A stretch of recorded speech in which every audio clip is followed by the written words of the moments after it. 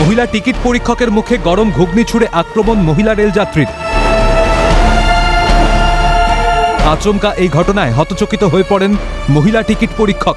অন্যদিকে গরম ঘুগনি চোখে পড়ায় বিভৎস জ্বলতে থাকে টিকিট পরীক্ষকের চোখ ও মুখ। ঘটনায় ব্যাপক চাঞ্চল্য ছড়ায় শিয়ালদা দক্ষিণ শাখার বারুইপুর স্টেশনে। শনিবার সকালে বারুইপুরের 2 নম্বর প্ল্যাটফর্মে দাঁড়িয়েছিল 7:24 আপ বারুইপুর লোকাল। সেই লোকালে লেডিস কম্পার্টমেন্টে টিকিট পরীক্ষা করতে যান পূজা কুমারী নামে এক মহিলা টিকিট পরীক্ষক।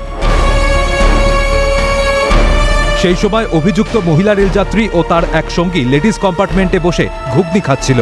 অভিযোগ, টিকিট পরীক্ষক তাদের কাছে টিকিট দেখতে চাওয়ায় আচমকাই গরম ঘুগনি ছুঁড়ে মারেন। এই অবস্থাতেই অভিযুক্ত মহিলার রেলযাত্রীকে সঙ্গে নিয়ে ট্রেন থেকে প্ল্যাটফর্মে নামা মাত্রই ঘটনাস্থলে পৌঁছে যায় আরপিএফের জওয়ান। সাইদা বিবি নামে অভিযুক্ত মহিলা রেলযাত্রীর বাড়ি সুভাষ গ্রামে।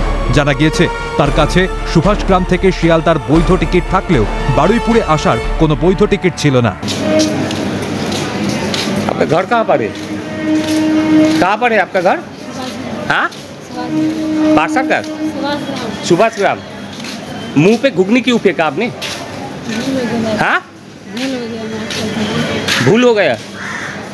ইতিমধ্যে বারুইপুর আরপিএফের তরফে অভিযুক্তকে তুলে দেওয়া হয়েছে বারুইপুর জিআরপিতে। এই ঘটনায় আক্রান্ত মহিলা টিকিট পরীক্ষক উপযুক্ত শাস্তির দাবি জানিয়েছেন। এদিকে গোটা ঘটনা ঘিরে ট্রেন যাত্রীদের মধ্যে আতঙ্ক তৈরি হয়। তাদের বক্তব্য, শুধু পরিকাঠামো উন্নয়ন নয়, যাত্রী সুরক্ষাকেও সর্বাধিক গুরুত্ব দেওয়া প্রয়োজন। এই ঘটনায় রীতিমতো ভয়ে এবং আতঙ্কে রয়েছে ওই মহিলা টিকিট পরীক্ষক পূজা কুমারী। দক্ষিণ 24 পরগনা বারুইপুর থেকে তমাল সরকার, ক্যালকাটা নিউজ।